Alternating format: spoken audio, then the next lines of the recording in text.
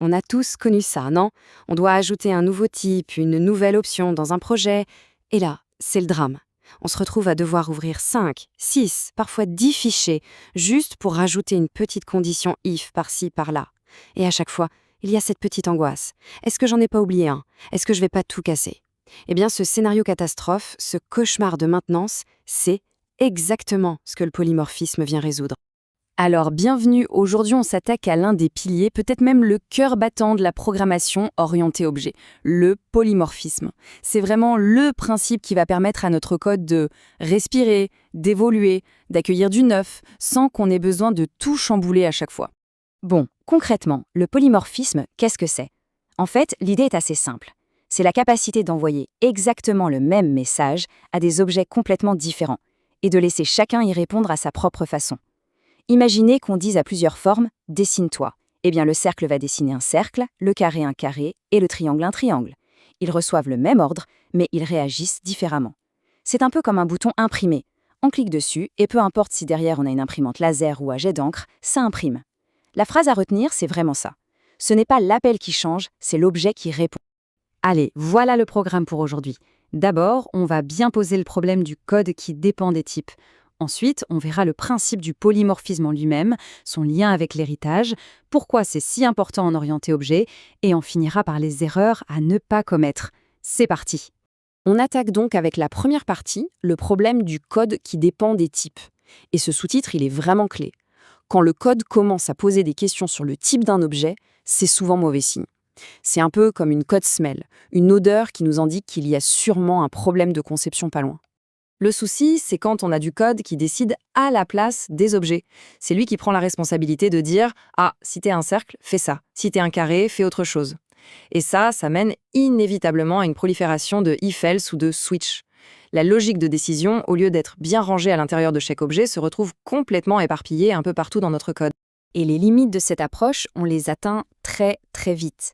Parce que ça veut dire que pour chaque nouveau type qu'on veut ajouter, il faut repartir à la chasse, trouver tous les ifs, tous les switches concernés et les modifier. Le risque d'en oublier un et d'introduire un bug est juste énorme. La maintenance, ça devient un enfer. En gros, un code qu'on doit modifier à chaque nouvelle fonctionnalité, c'est un code qui est fragile et qui nous ralentit. Bon, assez parlé des problèmes. Passons à la solution, le principe du polymorphisme. Et là, c'est un vrai changement de mentalité.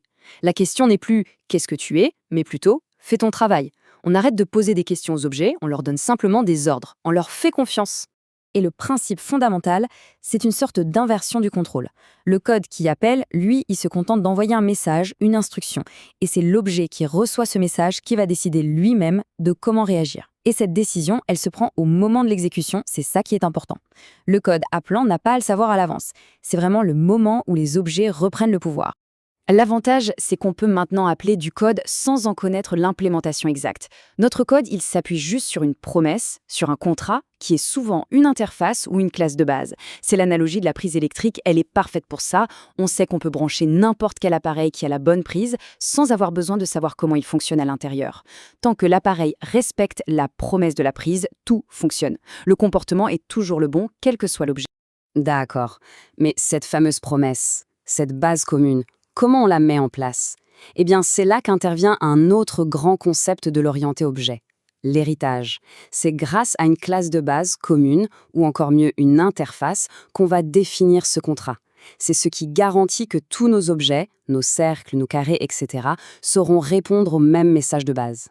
Et ça nous amène à une idée super importante. Une seule référence, mais plusieurs formes possibles.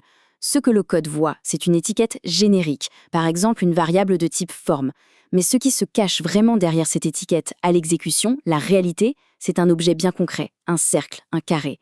Et quand on appelle une méthode sur la référence forme, c'est bien le code du cercle ou du carré qui s'exécute. Et le résultat de tout ça, c'est que le comportement appartient enfin à l'objet. La responsabilité est localisée, elle est exactement là où elle doit être. Ça veut dire que le code qui appelle, lui, peut rester incroyablement simple. Il n'a plus besoin de connaître tous les détails. La logique est bien centralisée, bien encapsulée à l'intérieur de l'objet qui la possède. Fini le bazar. Alors, maintenant, on peut se poser la question, pourquoi est-ce que c'est si central en programmation orientée objet? Eh bien, la réponse est simple. Sans polymorphisme, l'orienté objet devient rigide. Ça perd tout son intérêt. Ça devient juste une façon un peu plus chic d'organiser des données, mais on perd toute la flexibilité, toute la capacité à faire évoluer notre code proprement. Et ça m'amène à cette citation que j'adore. Le meilleur code est celui qu'on n'a pas besoin de modifier. C'est l'illustration parfaite du fameux principe ouvert-fermé. Grâce au polymorphisme, notre code est ouvert à l'extension. On peut ajouter de nouvelles classes, de nouveaux comportements sans problème. Mais il est fermé à la modification. Le code qui utilise ces classes, lui, n'a pas besoin d'être changé. Et ça, c'est la meilleure assurance contre les régressions. L'impact sur la qualité du code est juste énorme. Regardez ce graphique. La logique conditionnelle, tous ces if et ces switch qui polluent notre code, eh bien cette barre s'effondre. Et mécaniquement, qu'est-ce qui se passe? La lisibilité du code, elle, grimpe en flash. Et le raisonnement local aussi, c'est-à-dire notre capacité à comprendre un bout de code sans avoir à lire tout le reste du projet. Si on devait résumer, un bon polymorphisme, ça supprime des if. C'est aussi simple que ça. Allez, on attaque la dernière partie et elle est super importante, les erreurs courantes, ce que j'appelle le faux polymorphisme. Parce que attention, tout ce qui ressemble à du polymorphisme n'en est pas forcément et on peut vite tomber dans des pièges. Alors, quels sont les signes d'un faux polymorphisme? Le premier, le plus évident, le drapeau rouge absolu, un switch qui teste le type d'un objet. Si on voit ça, c'est qu'on a raté quelque chose. Attention aussi aux classes de base avec des méthodes vides juste pour forcer les enfants à les réécrire. Et puis, un héritage où il n'y a pas de comportement vraiment spécialisé, c'est aussi suspect. La règle d'or à retenir, elle est toute simple. Si c'est encore le code qui appelle, qui doit faire le choix, alors ce n'est pas du polymorphisme. Pour être sûr de ne pas se tromper, voilà une petite règle mentale toute simple en 3 étapes. Premièrement, est-ce que le message envoyé est toujours le même? Deuxièmement, est-ce que le code qui appelle se moque de savoir le type exact de l'objet? Et troisièmement, est-ce que le comportement final est bien décidé par l'objet lui-même à l'exécution? Si on peut répondre oui à ces 3 questions, alors bingo, c'est du vrai polymorphisme. En fin de compte, tout se résume à une chose, faire confiance aux objets.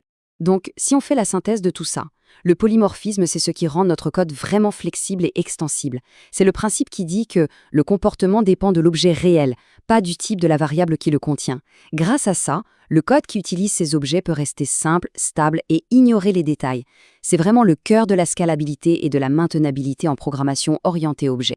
On a bien vu que le polymorphisme repose entièrement sur une promesse commune, un contrat qui définit ce qu'on peut demander à un objet. La question qui vient tout de suite après, c'est donc comment est-ce qu'on peut définir cette promesse de la manière la plus souple possible, sans pour autant imposer la hiérarchie parfois un peu trop rigide de l'héritage? Une excellente question pour la suite.